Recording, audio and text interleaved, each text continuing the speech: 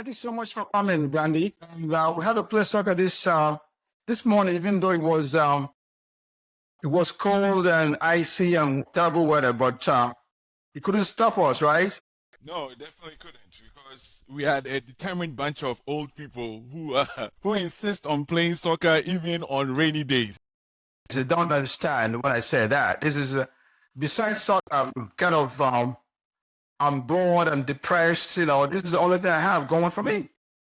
Yeah, the truth of the matter is, I've always seen the game itself as a stress relief. You see, you go through your entire week of unnecessary stress, you get a chance to play for 2 hours with people you know and express yourself. By the time you come off the field, there's so much pressure that has left your body, so you cannot take this thing for granted. Instead of fighting, come and show your skills on the soccer field. Yes. The set reaction is expected on the soccer field because it's like a wife. It's like music. It's like everything, right? So you will have happiness, sadness. You will have merengue. You have salsa. You have a dance routine. The emotion is up. The emotion is down. Yes. So in all this, you expect that there will be some human reaction to everything. Yes. So it's expected. It's great. Yeah, it's expected. It's part of the game, and I think soccer is the best sport in the whole world. Yeah. Well, no. Honestly, it is. Frankly. But then again, we are advocates of soccer. So why would we say anything otherwise, right? We both love soccer, so we're not going to say basketball or golf is better than soccer. Sports in the world.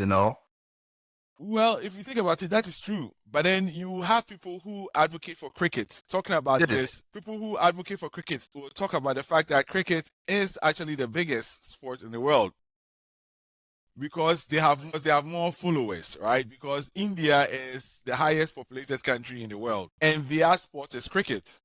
And then there's, I think, China follows cricket too, and then Pakistan. So between those Yes. three countries, not including South Africa and other countries like England that support cricket, you will notice that they actually have, in terms of numbers, the highest number of followers in is cricket. Okay, I see.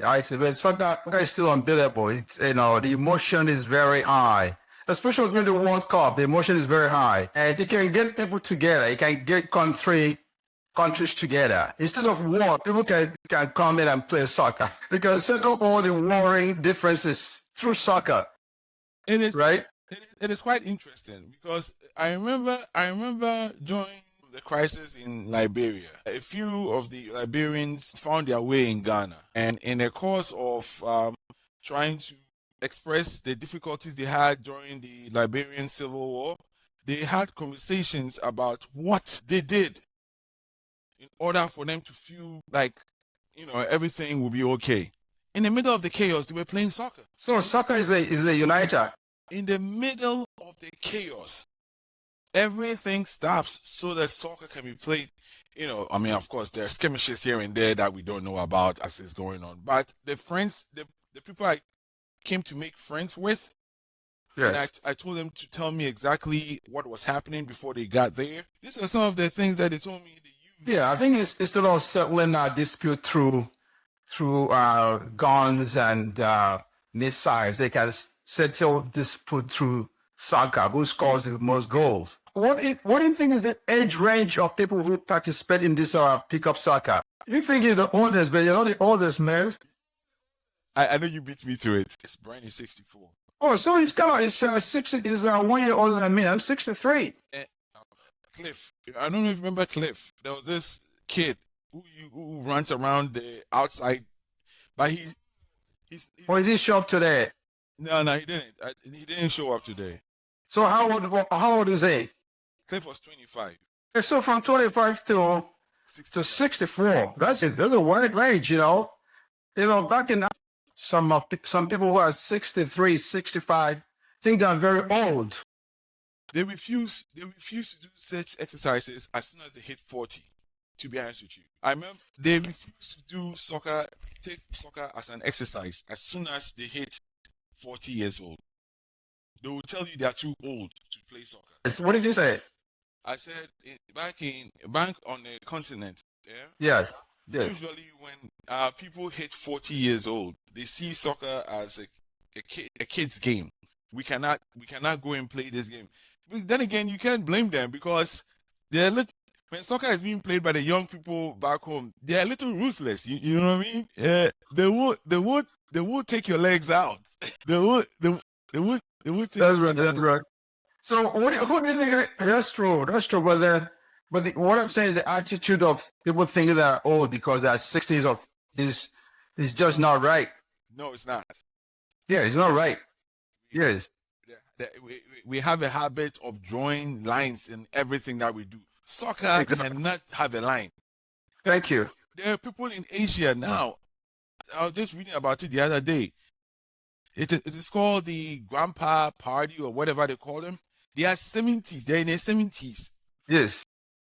The whole league is about 70 plus. If you're less than 70, you cannot play that league.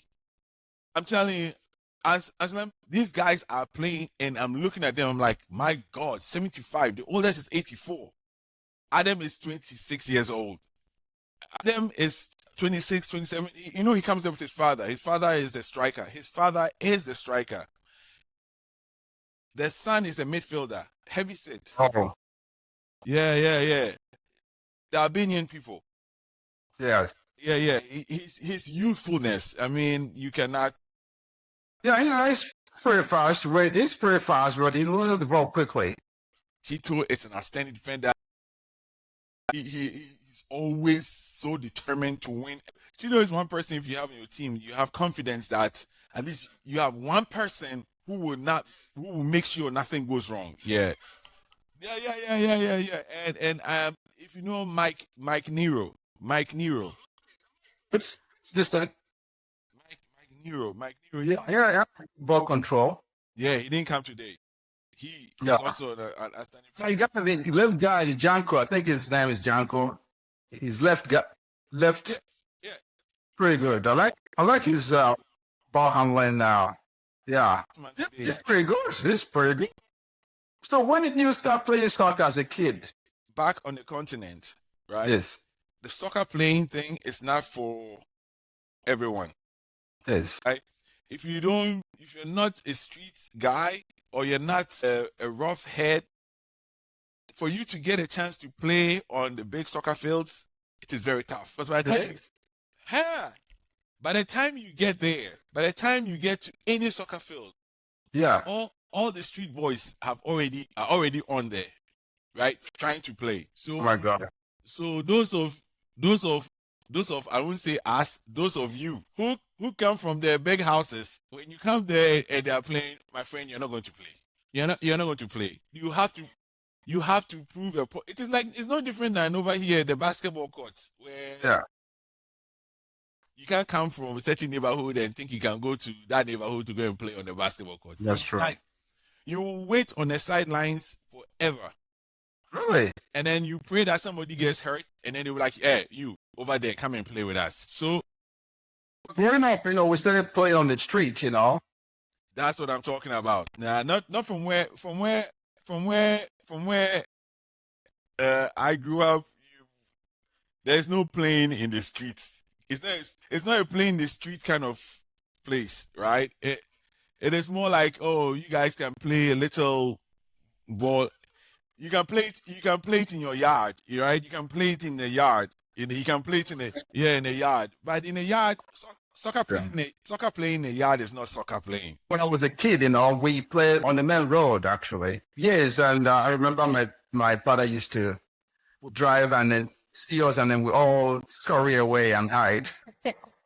So you guys play in the street? So and then I went through high school. Through high school, I got opportunity to play. So I was pretty distant. I even got a scholarship to play soccer. Oh, nice. So that's how good I was when I was growing up. I can always tell because your first control, you have a first control that I keep telling people you cannot sleep on Anselm. His first touch, you did it today. You remember you did it today. You did. There was a pass that came from the midfield, and you were like, as soon as the ball was getting to you, I was like, we are dead. because I You know, I don't really like to score, but you just score goals today, man. and everybody got angry that I got pissed off at the guy for passing Yeah, the ball. scoring, but you're still mad, man. Why? You know, I can't understand it. Okay, so this is the part that a lot of people miss. But if we're actually replaying the game on a video, like let's say we have finished the game and we're watching, everybody would have seen what the mistake was. You see, What is it? it was supposed to be a wall pass in between the defenders in front of your post, right? Yeah. He was supposed to shift his hip, turn to the post, and score. Yes. That was the play right from the minute I cut into the box. Yes. So when I passed in the hole, instead of him anticipating the ball, he didn't anticipate the ball, and the ball hit him on the shin. And when it hit him on the shin, it came in my direction, They scored. and I scored. But that wasn't the play. No, Nah. This is what I'm talking about. Just because it worked, I want him to understand that, my man, you either control the ball and pass it back to me, or turn and score. You can't have the ball hitting your shin and your knees like you don't know what you're doing on the soccer field. Yeah. And Yes. that's what. So even though I scored, I wasn't happy. Oh no. Yo, when you score, the World Cup said, when you score, I get happy. People wonder. People tend to wonder, why does this guy always like to score? You know, they don't never ask me why. What is the reason why I always love to score and never pass the ball? Nobody asked me that. You know, I hope you ask me that now. I'm going to ask you. Me, I understood it that you are a striker. That's it. That's how I see you. That's why I never say anything. When I was growing up, right? When I was growing up playing soccer, right? There were goals that could have scored, but I didn't because I passed the ball. This is trying to make up for all the lost time. Truth be told, I basically, like for instance today, one of the goals that you scored, Yeah. the guy kicked the ball from Yes. I think the right side. And Yes. it was coming right across, and you, in some weird angle, were able to contort your legs and deflected it. I was like, Jesus, he's done it again. That was good. That was good. That was very good. And then you went off on your celebration. I was like, look at that. Face everything to me, you know. I find it very very entertaining. Now, in fact, I had my sister who came from Nigeria just about 6 months ago. She's like, you should stop playing soccer. You should go and play golf. To add to your story, I remember about 4 years ago, I broke my fibula on the indoor soccer field. And so I did a surgery to fix the broken bone and everything. What's interesting is that after I healed, one of my things my parents were telling me was, Randy, you're getting older. You need to change the sport you are playing. I was like, if I change the sport I'm playing, it's not going to work out. It is the only sport that every time I come home, I know I've lost at least 5 pounds, Anselm. Each time I come home after playing soccer, my weight, the variation stays within the range. That's right. It is the only sport that for 2 hours you are running 100 meters left, right, up, down. Yes. You will, man. Who needs a gym when you are playing soccer? You don't. No. Soccer is the main thing. Soccer is the main thing, you know. Soccer is the main thing. So let me ask you, who's your best soccer player of all time? Who do you want to be like? Well, I love holding midfielders. Holding midfielders, they just get me excited because I just enjoy it. So right now there is a kid on Liverpool called Gravenberg. Gravenberg. Yeah. He's a holding midfielder. And then there's someone, the kids nowadays keep forgetting, Chelsea. He plays for Chelsea. He's a holding midfielder. Yeah. He's from South America. I think he's Ecuadorian. Those two players. But before it used to be the Michael Hassians and Makelele and France had this guy who is a holding midfielder. He was everywhere. What's his name? Short guy. I'm not sure if you know. I'm gonna look him up right it's interesting. Yeah. Any defensive central midfielder. Those are my best players on the field, man. You cannot. Beautiful. Yeah, I like when I was growing up. There was this hero in Nigeria. I'm a Nigerian. So there was this hero. When I was 11 years old, when the guy was already a professional, he played for Nigerian national team. His name was Christian Chukwu. You know, Chukwu in my language, Igbo means God. He actually played the defense. They used to call him chairman. In other words, you can't get past him. That's it.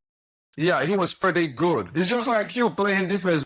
That's it. You see, the person I was talking about was N'Golo Kante. N'Golo Kante. Oh, okay. N'Golo Kante, that's the person I'm talking about. But this new guy, this new kid who's playing phenomenal. I don't know if you know him. He's maybe 18, 19, something like that. You mean Yamil? Yamil? Yeah, probably. Yamil in Spain. He plays for Spain? Probably. He's what about him kind of partially. The city is very talented. But my present hero who I like the most is that. Why am I not surprised? Why am I not surprised? Why am I not surprised? Well, the guy is fast. And he likes to score. And he likes to score. He's a striker. And he likes to score. Oh my, he's phenomenal. Why am I not surprised Mbappe is your guy? 25 years old, making about $16 million a year. But I'll be honest with you. Yes.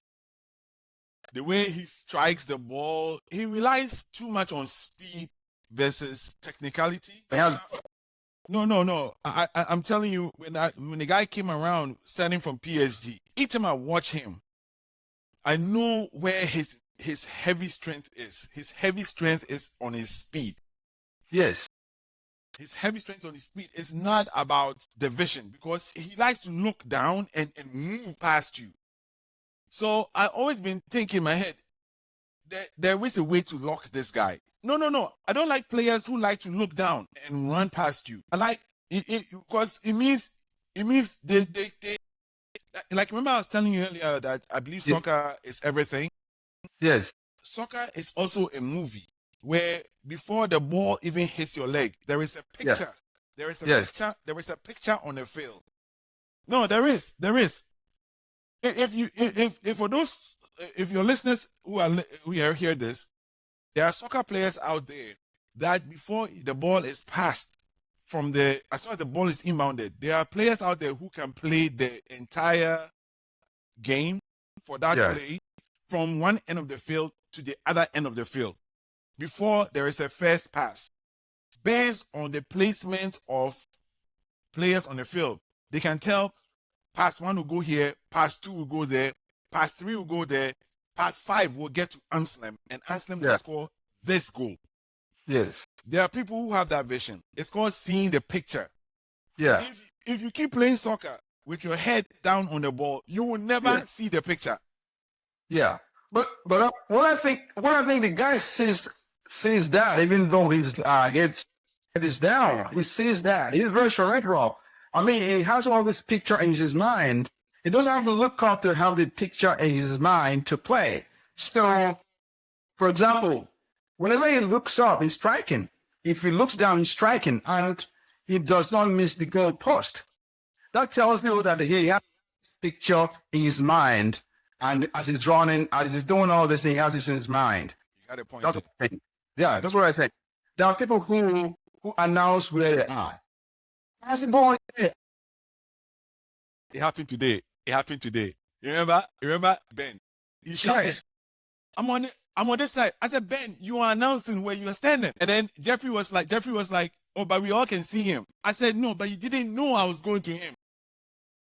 The picture hasn't been drawn yet. Yes. You guys are positioned away from him.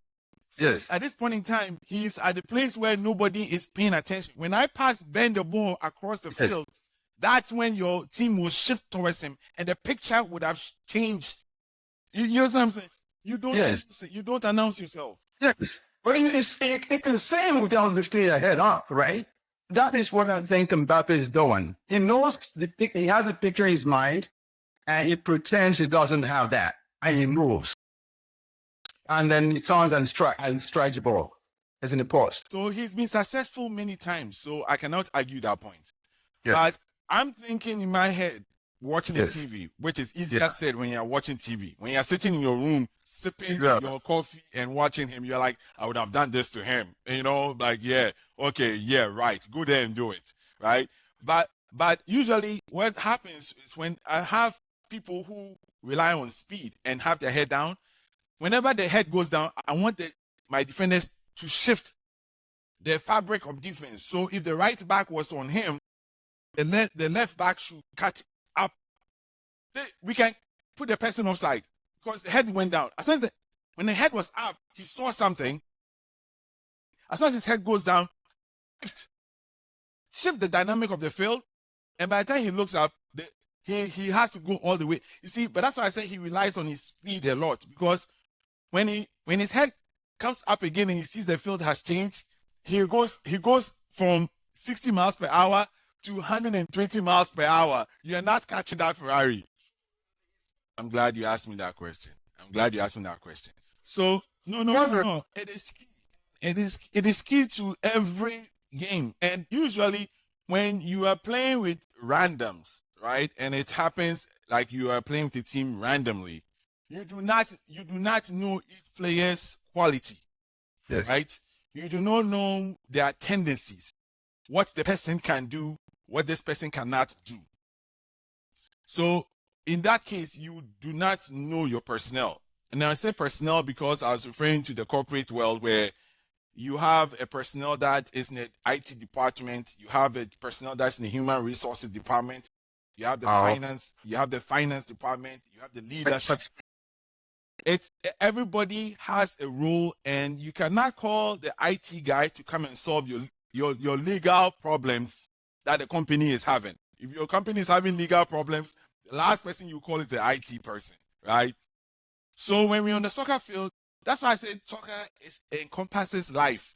When we're on the soccer field, everybody has a capability. Yes. Which you come to figure it out over time if you are with the same players. Yeah.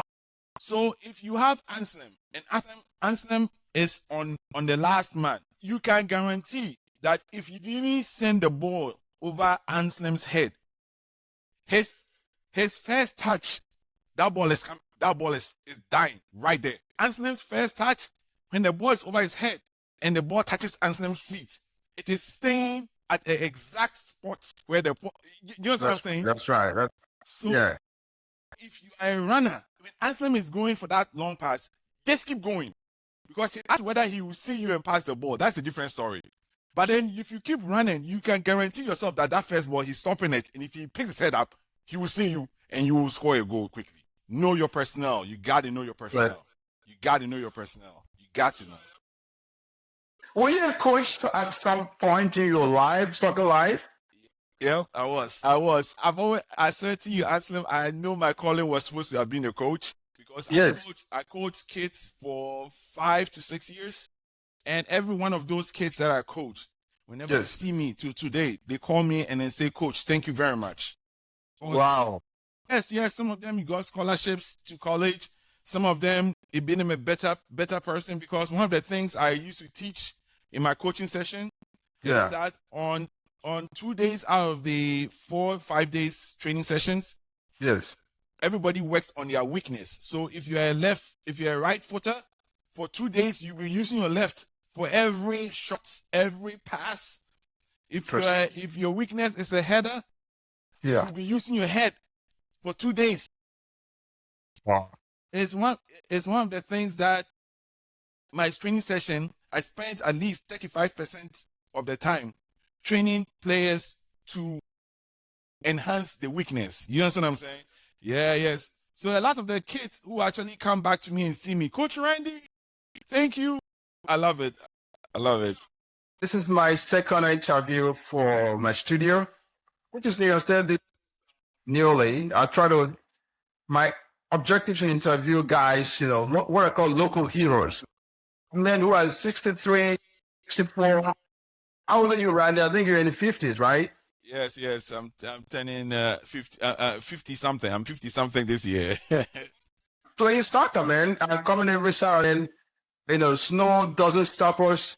Rain doesn't stop us. Cold doesn't stop us. So I think people around the world, especially motherland Africa, don't think you're too old to play soccer, or to exercise or to shake off the body, because that's what is essential for life, right?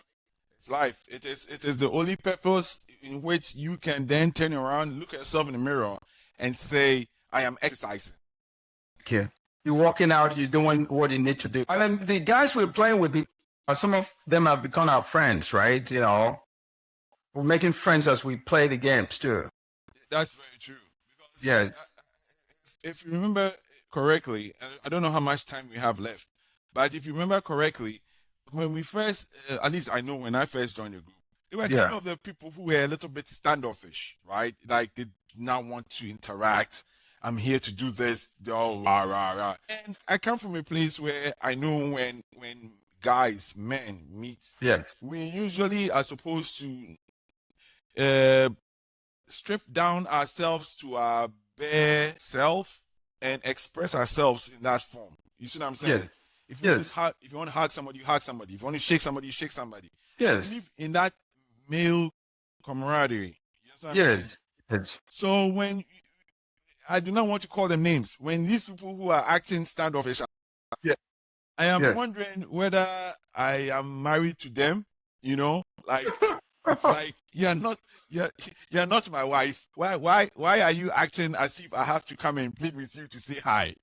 But over time, yes, when it came to realize that I am that kind of guy, even if you do that, I'm still going to.